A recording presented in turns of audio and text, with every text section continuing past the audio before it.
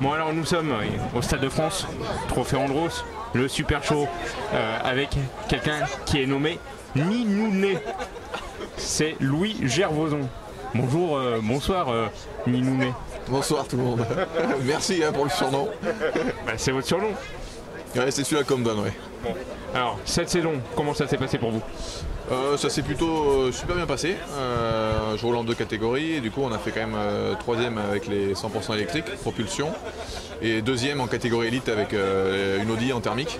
Donc franchement ça a été compliqué quand même parce qu'il y avait quand même beaucoup de monde et un super plateau dans toutes les catégories, mais franchement content du résultat. L'image qui vous reste de cette saison?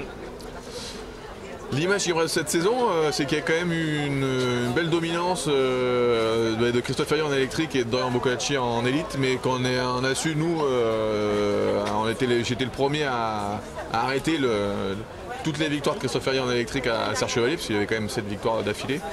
Donc ça m'avait quand même bien marqué de couper, de se dire bon, allez, on reprend la première place, et donc ça m'avait bien marqué. Ouais. La semaine dernière, super baisse, les conditions Les conditions étaient vraiment super compliquées. On avait eu de la chance quand même en élite, on était parti devant.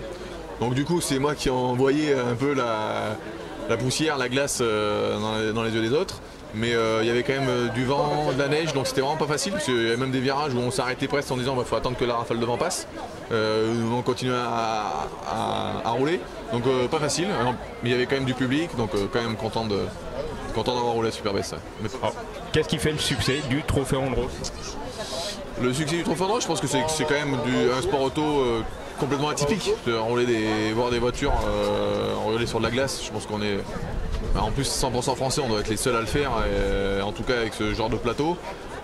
Et surtout c'est qu'on est complètement ouvert, on le voit ici, on est complètement avec le public, les teams sont complètement ouverts, les gens peuvent voir les voitures, peuvent voir les pilotes.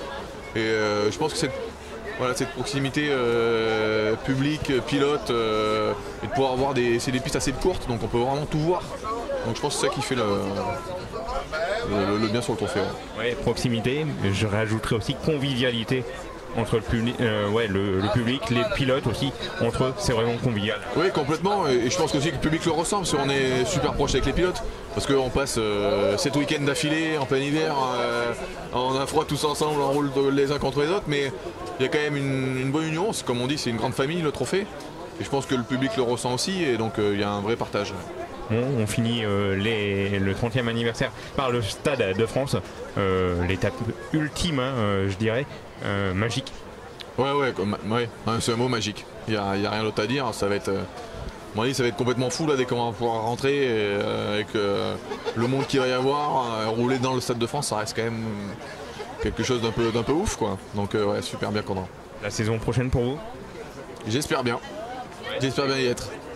Et j'espère pouvoir essayer de faire en élite pro, en 4 roues motrices électriques. À voir.